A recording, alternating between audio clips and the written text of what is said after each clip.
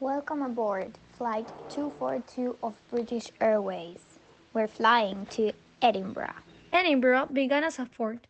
Castle Rock is an easily defended position, so from the earliest times it was the site of a fort. In the 7th century, the English captured this part of Scotland, and they called this place Edinburgh. Burgh is an old word for fort. In the 10th century, the Scots recaptured the area.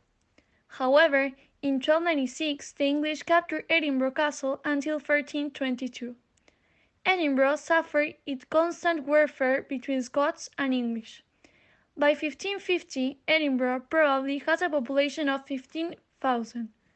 It seems very small, but towns were tiny in those days. By the standards of times, Edinburgh was a large town. As it grew, a suburb was built around Canongate.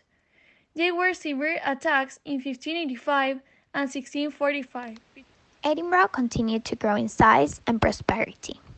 By the end of the 17th century, the population of Edinburgh had probably risen to about 50,000. In this century, Gladstone's land was built, Lady Stair's house was built, the Harriet School, and the Botanic Garden. In 1767, they realized Edinburgh was overcrowded, so they made a plan to build a new town in 1772 called Northbridge. The National Gallery was built in 1857. Furthermore, the railway reached Edinburgh in 1842, and the Royal Infirmary was found in 1870. The National Portrait Gallery opened in 1889. In the 20th century, they made a lot of things to improve tourism and opened museums, theaters, swimming pools, and shopping centers.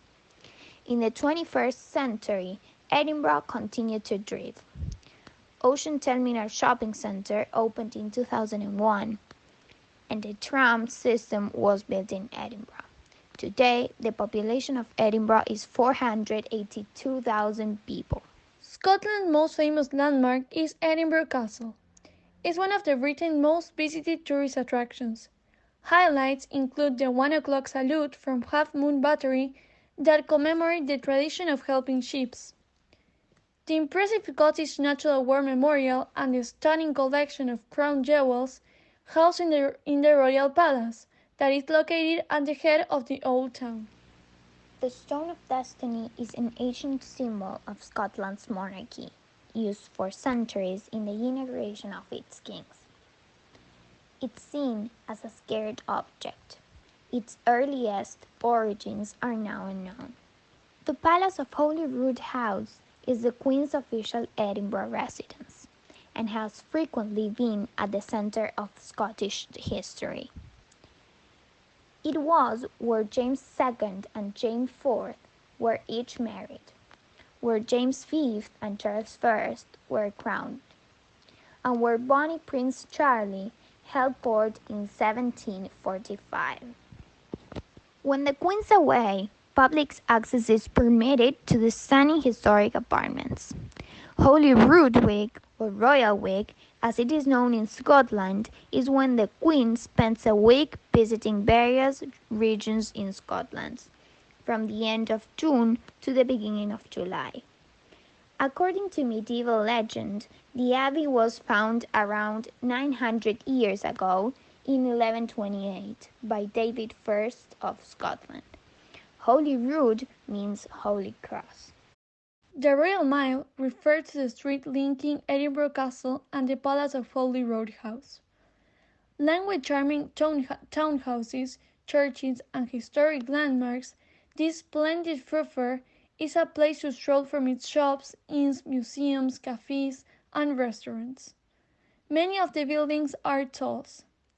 Some of the most popular attractions are at the upper end of the Royal Mile, commonly called Castle Hill. Edinburgh Academy is a modern co-educational pupil school from 2 to 18-year-olds, housing on two characterful sites near the centre of Scotland's capital. The school provides the best in the 21st century education. The prefects at the Edinburgh Academy are known as ephors, after the officials of ancient Sparta. Edinburgh Academy is not a large school, with only 600 in the senior school, 400 in the junior school, and 100 in the nursery, set on two different campuses. Pupils all ages participate in a number of activities and clubs at the academy. Some of them are yoga class, rugby club, debating choir, relax club, cricket clubs, judo clubs, and among others.